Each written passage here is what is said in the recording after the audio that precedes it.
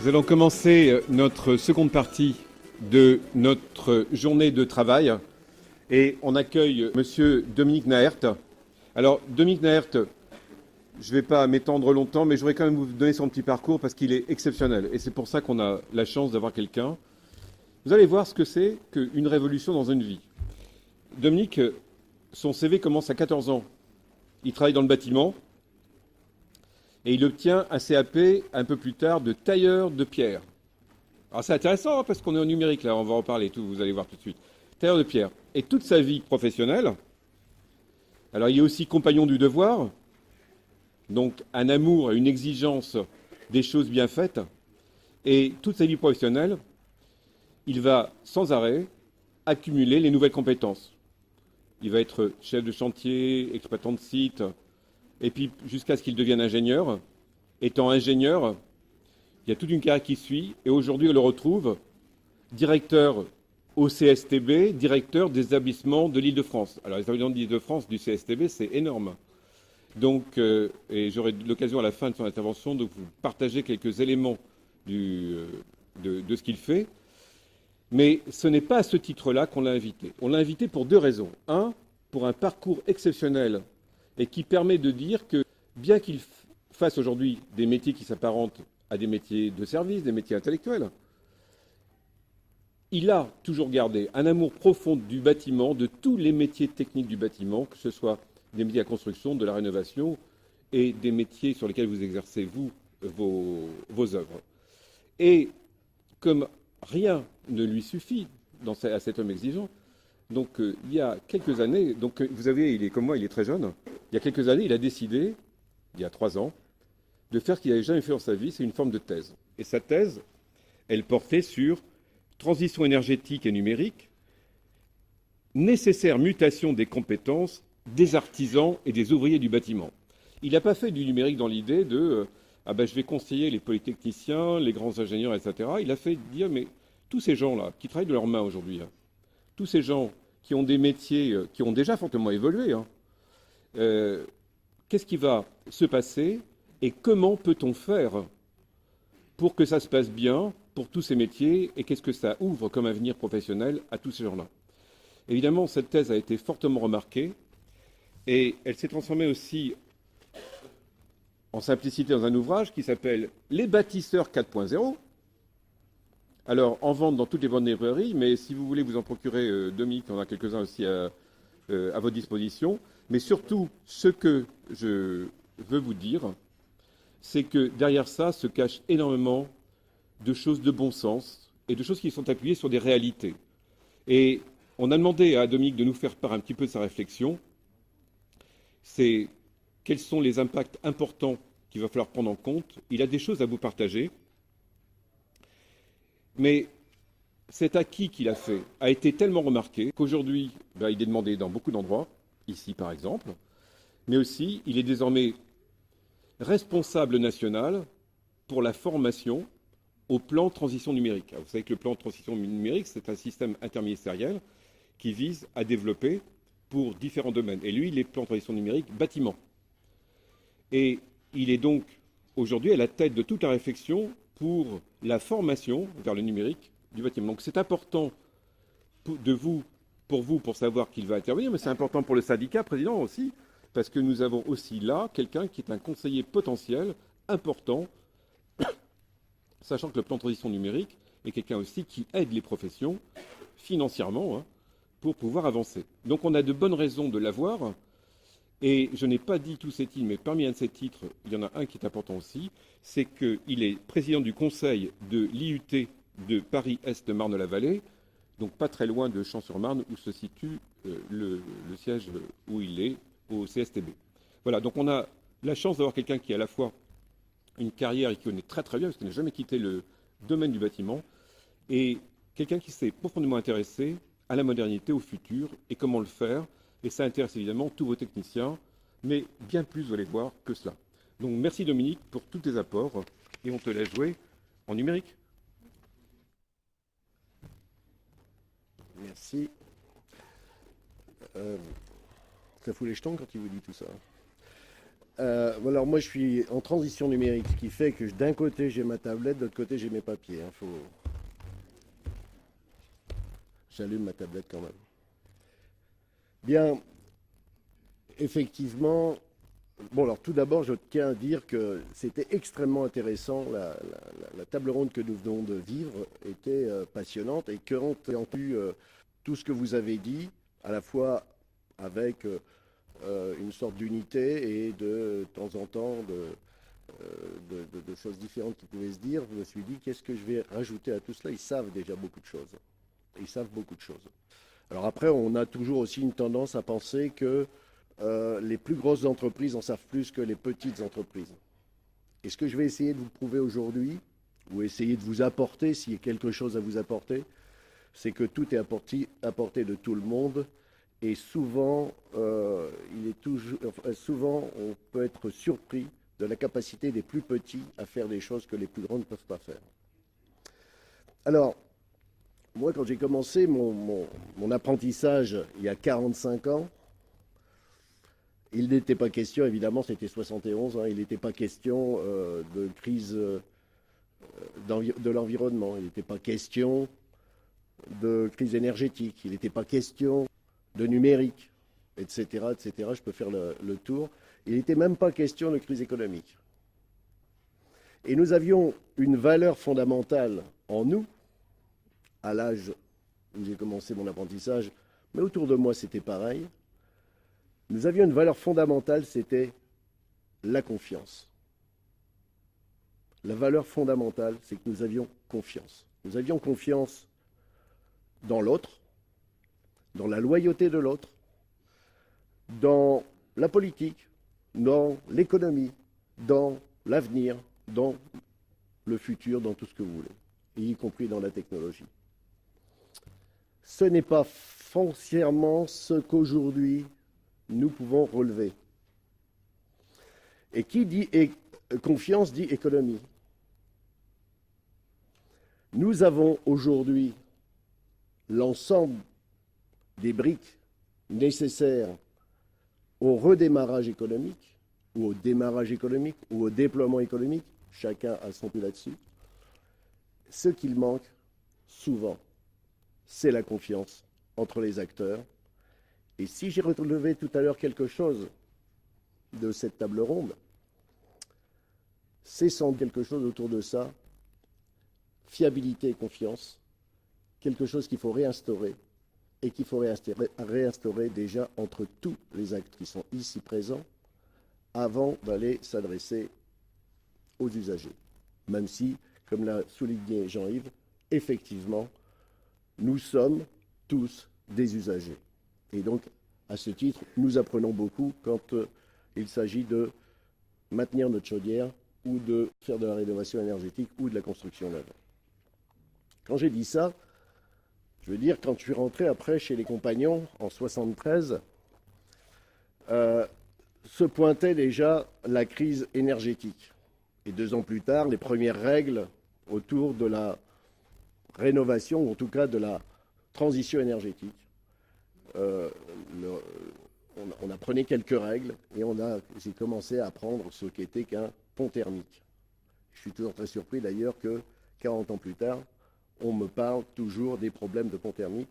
C'était déjà résolu il y a fort longtemps, à mon sens.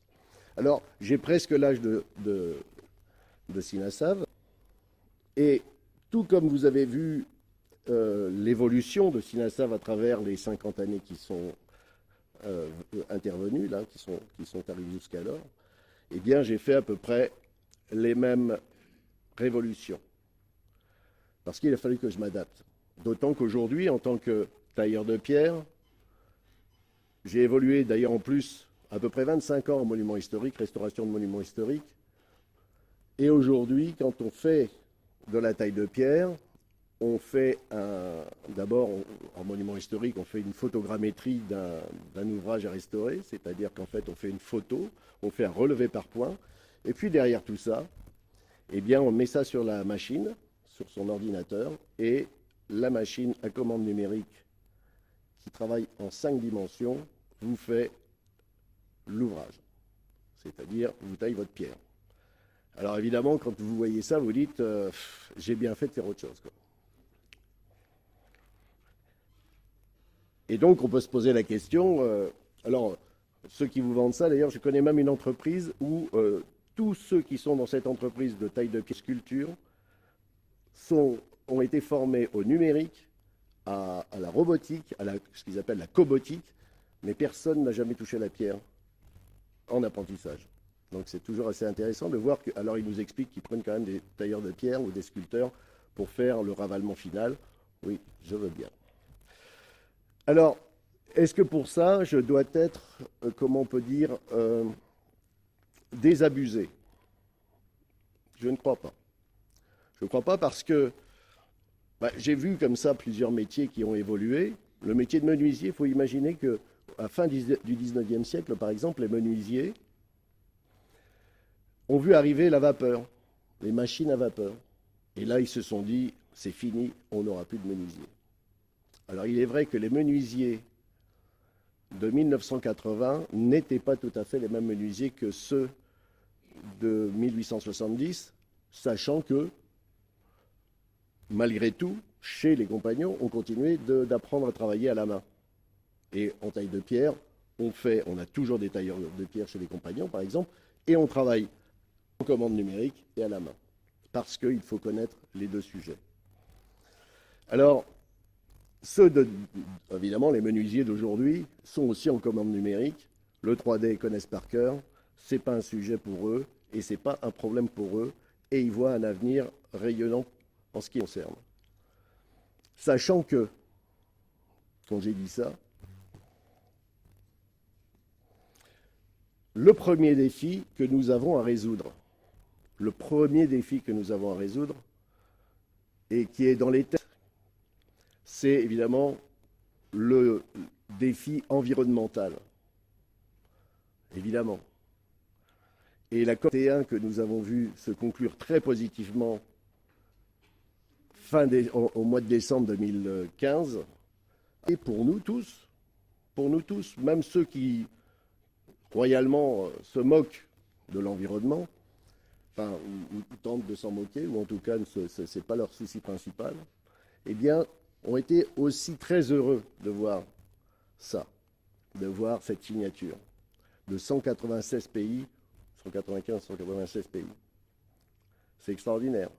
Imaginez, aujourd'hui, on est presque 195, on a à signer, d'ici la fin de ce congrès, un contrat qui explique que nous allons tous travailler ensemble d'une façon extrêmement précise et qui fera que si nous ne le faisons pas, on sera obligé de payer des amendes. Je crois que ce serait difficile, très difficile. Alors, c'est deux petites choses comme ça que je vais vous essayer de vous apporter, des éléments comme ça que je vais vous diluer comme ça, et puis ça permet de voir qu'en définitive, nous sommes à la fois dans une révolution énergétique qui va devenir en définitive aussi la révolution environnementale, et on va parler évidemment de la nouvelle réglementation qui va arriver en 2020 au niveau du bâtiment et de l'immobilier. Et puis, on est aussi en révolution numérique, c'est ce que nous venons de constater. Entre nous soit dit, nous ne sommes qu'au début, mais ça, c'est pas la peine de vous le dire, vous le savez. Mais en finalité de tout ça, nous sommes en mutation écosystémique, je vais appeler ça comme ça, allez, c'est un néologisme, écosystémique. C'est-à-dire, le système écologique est en mutation et le système économique est en mutation. C'est-à-dire que tout notre système est en train de changer. Et comme tout notre système est en train de changer, il faut changer aussi notre paramétrage. Et tout à l'heure, on s'est aperçu qu'il y avait des paramétrages qui avançaient vite, des fois même peut-être trop vite, et des fois des paramétrages qui n'avancent pas aussi vite. Et puis en plus, quand on est chef d'entreprise, on a deux soucis. On a le souci du court terme, la fin du mois déjà, c'est désir beaucoup des fois. Et puis, on a le souci du long terme. Parce que si on n'a pas le souci du long, moyen et court terme, on a quelques problématiques. Et là, il nous faut anticiper. C'est ce que nous venons ici réfléchir. Alors, qu'est-ce qu'a souligné la COP21, mais qu'on connaissait déjà? C'est qu'il faudra en 2050, et on l'a évoqué tout à l'heure, en 2050, diviser par 4 les gaz à effet de serre. Enfin, c'est plus tout à fait rédigé comme ça d'ailleurs, et c'est intéressant pour vous. C'est qu'il faudra, on arrivera quand même à ça, il faudra que les gaz à effet de serre qui sont émis, qui sont rejetés, soient absorbés par un écosystème qui permet de l'absorber, donc les océans, les forêts et tout ce qui peut peut-être encore être inventé et qui nous permettrait d'absorber ces gaz à effet de serre. Ça, c'est la grande idée, parce qu'on va partir du macro, puis on va rentrer dans le détail. Et donc, on a des échéances. On a, comme on l'a dit tout à l'heure, 2020, 2030 et 2050. Enfin, 2050, c'est dans 34 ans. C'est demain. Enfin, pour moi, pour un garçon comme moi, c'est demain. C'est-à-dire qu'en fait, il y a 34 ans, déjà, j'avais quand même un peu de bouteille. Et c'est demain. Donc, si on ne prépare pas demain, ça... Et en plus, en fait, on a une grosse échéance en 2030. Et alors là, c'est encore plus demain, quoi. Et puis, on ne s'aperçoit pas non plus, et vous savez, c'est un peu comme la RT 2012 quand elle est arrivée dans le bâtiment, ou comme la RGE, la labellisation RGE. On s'est aperçu qu'il fallait s'en occuper le lendemain du démarrage de cette RGE, enfin de cette obligation.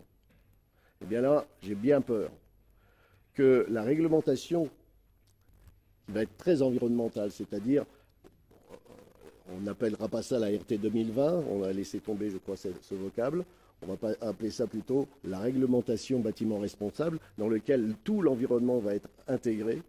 Eh bien, ça nécessite une petite préparation. Et vous êtes évidemment impacté, bougrement impacté. Et je suis heureux aujourd'hui d'être devant vous parce que, au moins, j'ai en face de moi une profession qui a un avenir certain. Il y en a d'autres qui diraient un certain avenir, mais un avenir certain. Parce qu'aujourd'hui, on prend l'ensemble, et nous prendrons de plus en plus, et à partir de 2020, fondamentalement, l'ensemble du cycle de vie tout au long de la vie, donc, excusez-moi, du bâtiment, jusqu'à son recyclage.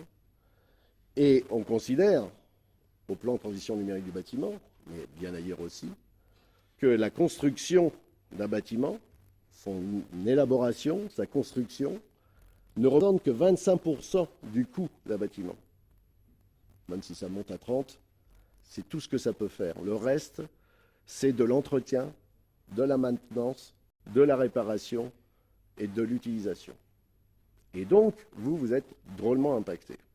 Puis il y a une autre chose aussi qui arrive, et qui est arrivée avec la RT 2012, et qui va encore s'amplifier, c'est aussi le fait que les bâtiments neufs, et je reviendrai sur le neuf et l'ancien, parce que le stock est bien plus important, et la problématique n'est pas tout à fait le neuf, mais bien l'ancien, la rénovation, et c'est intéressant d'y revenir tout à l'heure.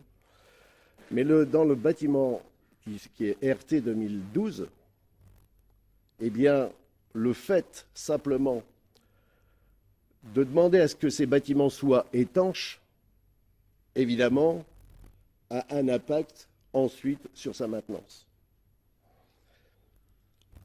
Et si je veux un peu résumer la chose, et tout à l'heure on l'a déjà évoqué aussi, on a pris l'exemple de l'automobile. L'exemple de l'automobile, c'est que vous achetez une automobile, et des fois même vous faites une LOA pour l'automobile, puis vous l'entretenez, puis des fois vous demandez aussi que l'entretien soit à l'intérieur du contrat que vous avez pris. Eh bien sans doute y aura-t-il, et vous l'avez aussi dit, un autre type de contrat qui se fera et que déjà l'État utilise d'ailleurs avec ce qu'on appelle les PPP, les CREM, les REM, c'est-à-dire tout ce qui est conception, réalisation, entretien, maintenance. Et l'idée, c'est qu'à chaque fois, à la fin de l'année, évidemment, on veut que ça fonctionne Et on n'achète pas une chaudière, on n'achète pas du gaz, on n'achète pas une maintenance, on achète un confort. On achète de la chaleur et du froid. Mais évidemment, en 2020, on tentera même de ne rien acheter, puisque l'idée, c'est de faire en sorte que ce que vous avez besoin de produire soit avalé. C'est-à-dire, en fait, on ait des bâtiments à énergie positive, ou en tout cas au moins équilibrés. Les Allemands sont dans la passive house, mais nous sommes, nous, dans l'idée de l'énergie positive. Donc, par voie de conséquence, effectivement, nous allons participer à la création, tous, les uns et les autres, de générateurs d'énergie. Alors tout ça, ce sont des grandes idées, mais des grandes idées qui avancent, et qui avancent vite. Et si nous ne nous mettons pas dans cette démarche-là, bien évidemment, nous sommes rattrapés par les choses. Nous sommes rattrapés par la réalité.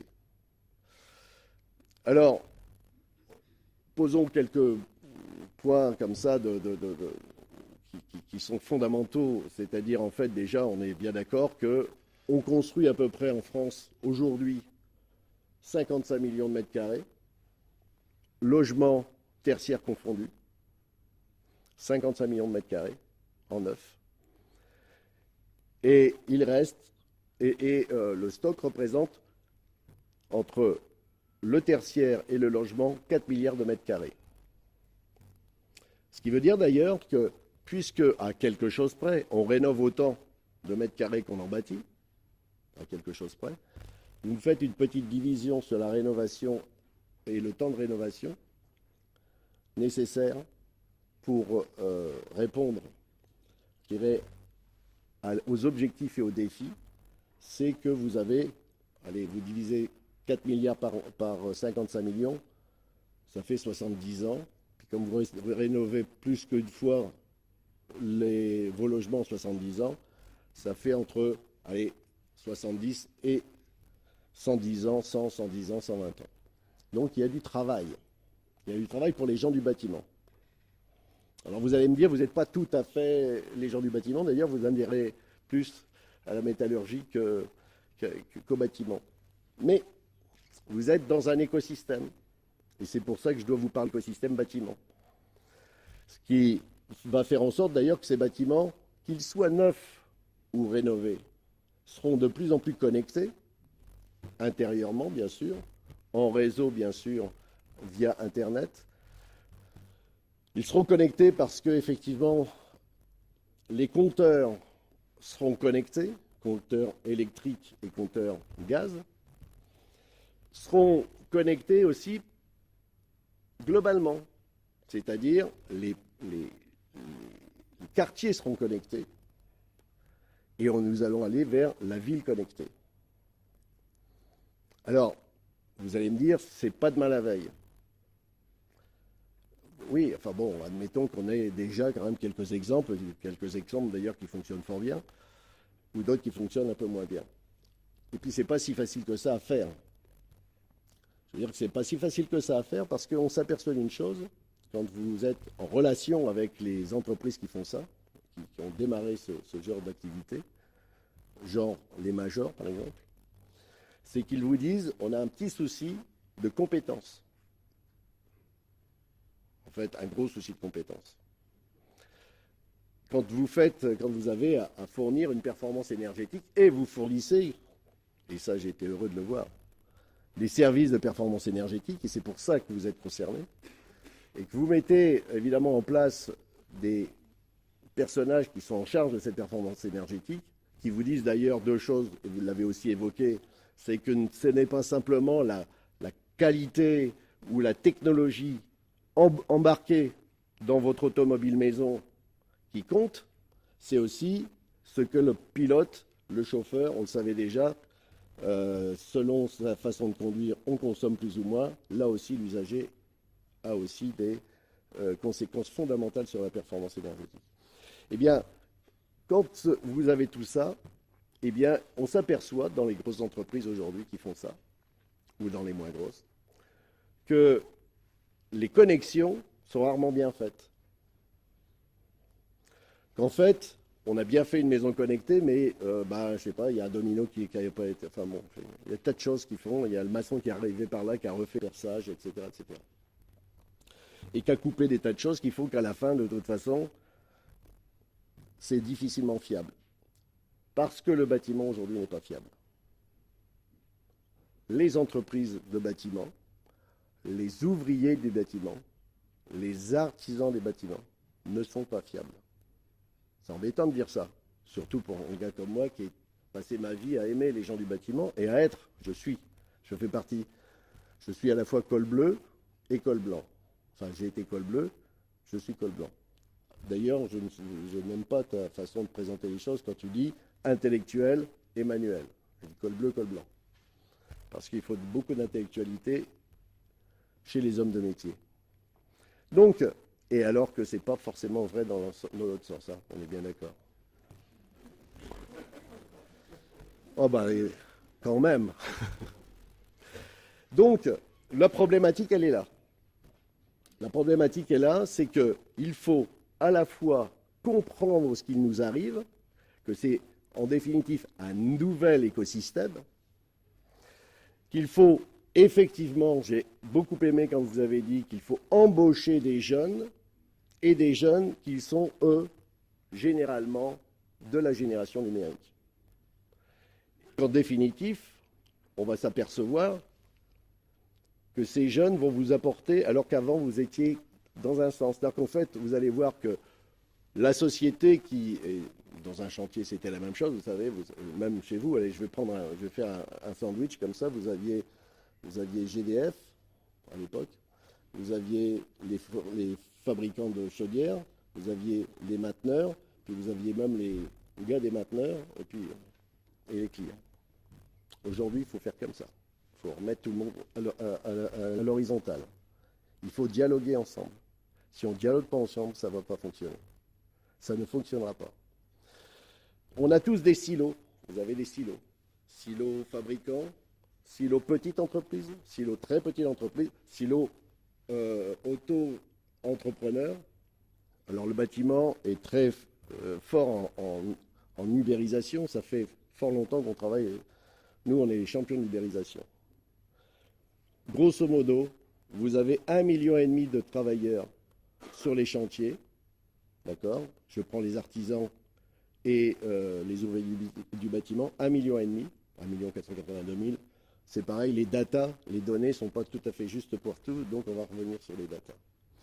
Et sur ces 1,482 000, vous avez en fait 200 000 travailleurs immigrés, 109 000 travailleurs intérimaires.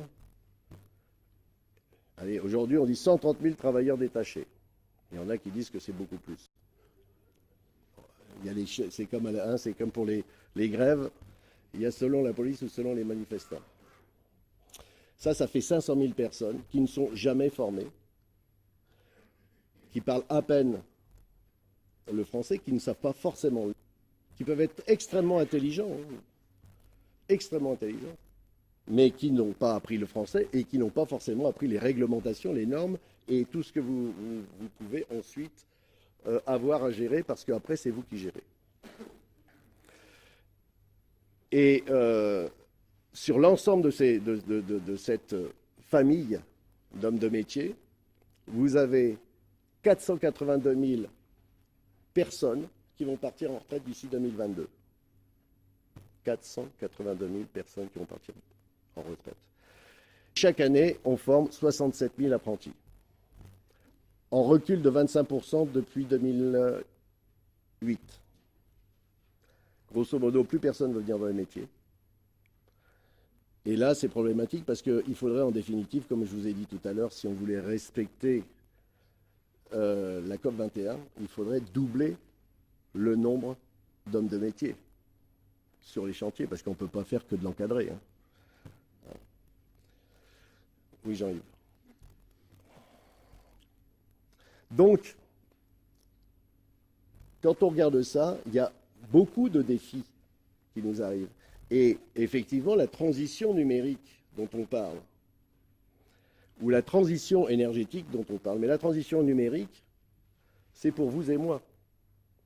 Nous avons besoin d'une transition. Je travaille papier.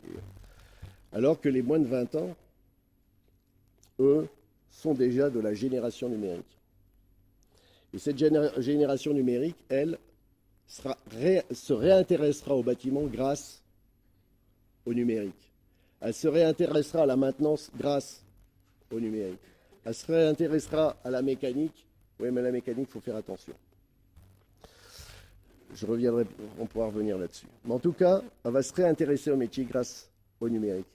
Et ça, c'est une bonne chose. Donc, tout à l'heure, on a dit il y a des choses positives et des choses négatives. La chose positive, c'est que des jeunes qui ne se considéraient pas intéressés par les métiers vont revenir vers les métiers. Ça, c'est une bonne chose. Et on a besoin d'intelligence dans les métiers si on veut avoir de la qualité.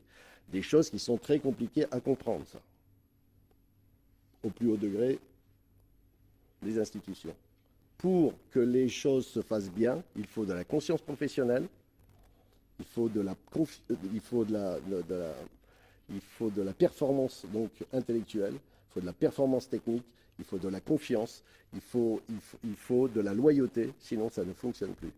Et qu'est-ce qu'apporte le numérique? Alors, on a parlé tout à l'heure du numérique en général. On parle du 2.0, hein, ce sont les réseaux. Et il faut constituer des réseaux complets. Et qui intéressent d'ailleurs beaucoup. C'est-à-dire qu'en fait, à 20 entreprises, vous pouvez faire une entreprise, 20 entreprises de 10, vous pouvez faire une entreprise de 200. On est d'accord? Alors que vous pouvez concurrencer une entreprise de 200. Donc ça, c'est les réseaux. Les datas, évidemment, sont les fondamentaux parce qu'effectivement, en maintenance, les signaux vont vous permettre, effectivement, ce que vous avez dit, monsieur le chef Risquet, c'est que, effectivement, les signaux vous permettent d'intervenir en amont et de savoir intervenir. Là, évidemment, la réalité augmentée va aussi vous apporter quelque chose. C'est ce qu'on a expliqué tout à l'heure en filigrane. Et c'est ce qu'on va aussi expliquer tout à l'heure. Et puis, il y a le 3.0, c'est évidemment tout ce qui est connecté. Les vannes connectées, les électrovannes connectées, c'est extrêmement intéressant quand on n'aura plus de fuite chez soi. Parce que ce sera téléguidé à distance par quelqu'un qui sera un mainteneur et qui sera arrêté. Et ça va intéresser beaucoup les assurances. Et puis, vous allez avoir des capteurs et ces capteurs vont aussi apporter quelque chose. C'est-à-dire, ça va vous permettre en même temps de gérer les choses. Mais tout ça d'une façon, comment on peut appeler, presque invisible. Donc, tout ça, ça remet les choses en place, ça remet les choses à plat, à l'horizontale, et c'est ce qui va se passer très vite. Alors, le bâtiment et l'État a pensé que, effectivement, a bien constaté, enfin, ça fait très longtemps d'ailleurs qu'on sait qu'il n'y a plus de performance, enfin, que la non-qualité est structurelle dans le bâtiment. Mais ça n'avait jamais empêché personne de dormir. Et depuis la RT 2012, où il faut avoir de la performance, c'est-à-dire qu'on vérifie la performance, eh bien, on a décidé, à ce moment-là, de réfléchir et de dire on va faire du transfert de technologie entre l'aéronautique, l'automobile, l'animation, etc., vers le bâtiment. Et là, à ce moment-là, on a réfléchi aux choses. Le CSTB, à ce titre d'ailleurs, est bien concerné, puisque ça fait au moins une vingtaine d'années qu'on travaille sur ces sujets-là, a pensé à un système qui s'appelle le BIM, Building Information Modeling. En fait, c'est quoi ça? C'est un terme américain, mais qui veut dire, en définitive, qu'on rassemble l'ensemble des informations sur une plateforme, et cette plateforme, à partir de toutes ces données, eh bien, on va pouvoir effectivement faire des simulations. Et on va les mettre à la disposition d'abord de tous les partenaires d'un chantier. Puis quand le chantier est terminé, on va les donner à ceux qui gèrent ça, c'est-à-dire aux mainteneurs, jusqu'à la fin de la vie du bâtiment. Et on va suivre et on fera les différentes simulations et les différentes modifications de ce bâtiment en fonction de ça, en fonction des données récupérées. Et puis après, on a réfléchi à la maquette numérique, ou en même temps, on a réfléchi à la maquette numérique, c'est-à-dire qu'on s'est dit, l'une des données les plus importantes d'un bâtiment, c'est quand même la donnée géométrique. Et donc là, on a fait un bâtiment, on a développé aussi la maquette numérique, et tout ça migre sur une plateforme numérique, Et à partir de là, on peut faire des tas de simulations. Et ça, vous allez avoir effectivement ensuite à gérer ça, à travers d'ailleurs des systèmes de GTB, des systèmes de GMAO et des systèmes qui vous appartiennent. Et tout ça, ça nous permet aujourd'hui de penser que nous ne sommes qu'au début d'une révolution, d'une mutation d'écosystèmes, avec des tas de choses positives. Nous pouvons reprendre le pouvoir, nous, hommes de métier, nous, entrepreneurs, nous, petits et moyens artisans ou artisans. Donc ça, il faut en être conscient. C'est-à-dire que, effectivement, mais comme vous l'avez dit, il faut se positionner, être proactif et ne pas subir. Parce qu'effectivement, nos amis de Californie, en ce moment, ont compris un truc, c'est qu'on était tous dans des silos, en France comme ailleurs, hein, et que eux, ce qu'ils font, ils se mettent au-dessus du silo, des différents silos, ils récupèrent les informations. Et nous sommes, nous, les premiers, vous avez vu les chiffres, les premiers à adhérer à ce type d'informations que nous leur donnons. Et ce n'est pas la peine de penser qu'on peut faire l'inverse. C'est comme ça, c'est la loi du marché. Mais nous, le marché, maintenant, il faut qu'on le prenne à notre compte. Je vous fais passer une vidéo d'un chantier que nous avons fait en BIM. Ça permet comme ça de bien, comment on peut appeler ça, comprendre le sujet. En fait, j'aime bien, moi, voilà, on pense des choses, mais j'aime la réaliser pour bien comprendre comment ça se passe.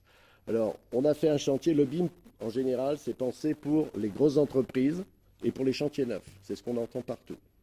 Donc, j'ai fait un chantier de rénovation avec des petites, moyennes entreprises, même disons, un artisan qui était seul, c'était le plombier. Et on a pris la méthode, on a fait à la fois un chantier et on a fait une formation rapide, puisque la formation se faisait pendant les réunions de chantier. Et à la fin, ce n'est que des gens qui sont satisfaits du résultat. Et à partir de là, évidemment, moi en tant que maître d'ouvrage, parce que j'étais ma carrière dans le bâtiment avec le meilleur métier, c'est celui de maître d'ouvrage.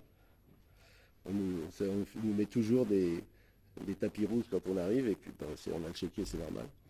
Donc, effectivement, là, vous allez voir un reportage de 7 minutes qui raconte ce que c'est que le BIM, et vous allez voir aussi la formation, et à la fin, les témoignages des entreprises. Le BIM est, dans le bâtiment, une organisation du travail participative où l'ensemble des informations relatives à une construction, depuis le projet jusqu'au recyclage, toute la vie de l'ouvrage, sont stockées en ligne et partagées. Cloud. Le BIM permet de synthétiser des données adaptées à une phase ou un acteur du projet, réaliser des stimulations, calculer les performances du bâtiment et les optimiser. Grâce à l'utilisation de maquettes numériques, d'améliorer la compréhension graphique de la construction, de mettre en œuvre des applications de résolution de conflits, d'appliquer des logiciels de réalité augmentée, etc.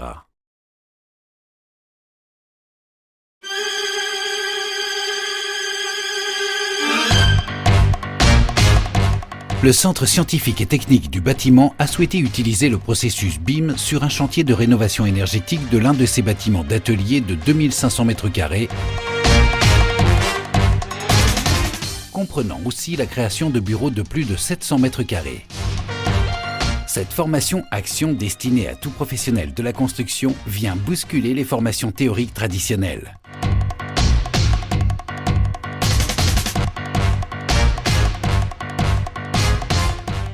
Le BIM est un système d'organisation numérique qui coordonne de façon collaborative, par métier, l'ensemble du déroulement de la construction d'un bâtiment, ainsi que son exploitation, jusqu'à son recyclage. Pour ce chantier, nous avons choisi d'utiliser une maquette numérique 3D du bâtiment, évolutive, universellement transmissible et modifiable, dans laquelle chaque étape de la construction est mise à jour par son prestataire. L'utilisation d'une maquette 3D permettant l'emploi de logiciels de simulation thermodynamique, acoustique, maîtrise des risques, calcul de pont thermique, résistance au vent pour des études particulières approfondies. La constitution de la pièce d'identité du bâtiment, créée avant sa construction, qui le suivra tout au long de sa vie jusqu'à son recyclage.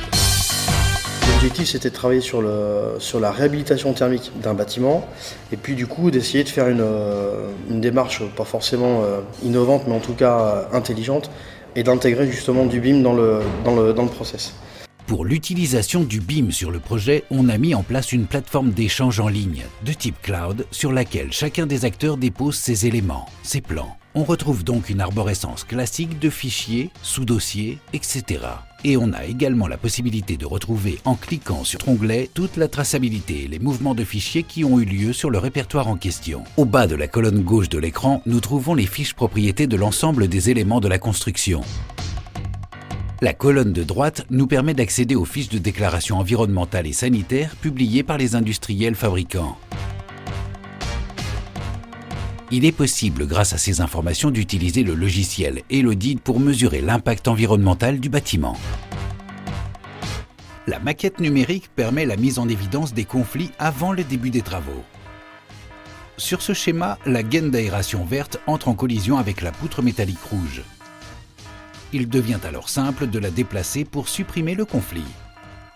Le meilleur schéma de formation, c'est d'avoir un cas concret. Et là, le schéma choisi, d'avoir un chantier et la formation en même temps, ça permet vraiment d'être dans le concret tous les jours et de se servir des réunions de chantier pour concrètement voir ce qui fonctionne et ce qui ne fonctionne pas. Chaque session se déroule sous forme de réunion de chantier où chaque professionnel participant expose ses problèmes ou interrogations et présente sa mise à jour de la partie de maquette qui l'enrichit. Cette formation, elle est très intéressante parce qu'elle est concrète, elle se base sur un projet concret qui est en cours. Là, pour le coup, on est acteur au sein de cette formation. Le fait de visualiser en amont l'ensemble des réseaux nous a permis de gagner du temps, d'éviter de croiser l'interaction de gaines, déplacer les radiateurs et sur ce chantier nous a fait réellement gagner plus de 18% de temps. Loin d'être une invention, le BIM, ou Building Information Modeling, n'est pas une nouveauté, mais le résultat de l'évolution des métiers de la construction et de leur transition numérique. Il permet une organisation du chantier par métier, en couches imbriquées, facilement compréhensibles par tous. Les défauts de conception deviennent alors immédiatement évidents. Leur correction immédiate permet la suppression des opérations de destruction-reconstruction, donc l'élimination de coûts de malfaçon importants et des retards de chantier qu'ils engendraient. Un des avantages du BIM, c'est la possibilité donnée aux clients d'avoir la visualisation du rendu final avant le début du chantier de construction. Grâce au BIM et à la maquette numérique, on a pu voir les erreurs qu'on faisait avant. Grâce au BIM, on gagne du temps. Les entreprises travaillent toutes ensemble, en amont, et c'est effectivement un travail collaboratif très important qui n'existe pas sur les chantiers traditionnels. Nous avons pu apporter des réponses à nos questions sur l'avenir du bâtiment, concernant la méthodologie à suivre sur les études et sur la totalité de la gestion du bâtiment. Par le BIM, on a réglé toutes les interfaces en amont du chantier, dans les études. On a optimisé d'à peu près 20% la durée du chantier et on a élevé le niveau de qualité de réalisation de ce chantier. Le BIM permet d'appréhender à l'avance les surfaces, le planning et les coûts. Il permet aussi d'anticiper les changements des matériaux. Et nous avons réalisé ce chantier en BIM, ça a permis de gagner à peu près 10% du temps sur la réalisation parce que tout simplement il est prêt en amont et ça permet d'avoir déjà toutes les phases exé avant de commencer le chantier. Plus tard, je pense qu'on pourra gagner 10% de plus, peut-être davantage une fois qu'on sera bien habitué à ce genre de façon. C'est une nouvelle façon de travailler, peut-être une révolution un petit peu dans nos façons de faire. Oui, on peut dire qu'effectivement la nouveauté avec le BIM, c'est la synthèse des études avec la réalité. L'avantage du BIM pour le maître d'ouvrage, c'est de maîtriser l'ensemble des études, des exécutions, du planning, des coûts et de posséder une maquette contenant l'ensemble des informations nécessaires à la maintenance, à l'entretien du bâtiment jusqu'à son recyclage.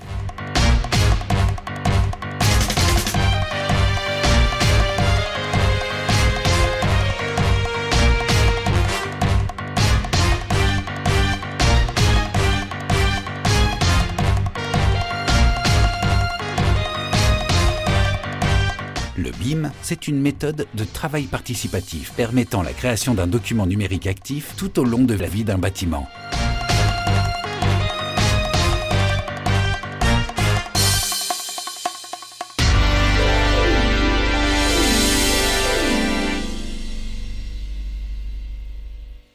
Alors Dominique, c'est une application absolument formidable qu'on voit là. Parce qu'en fait, on voit un système dit collaboratif, fin des silos. Et puis on voit une formation action qui n'est pas absolument inatteignable, puisque ce sont des vrais artisans, des vraies entreprises qui étaient là. Oui, c'était des vrais gens. C'était des vrais gens. Non, mais ce qui était intéressant, c'est que généralement, quand on fait ce genre de manipulation, c'est qu'on fait venir des gens qui sont généralement avec un niveau d'ingénieur.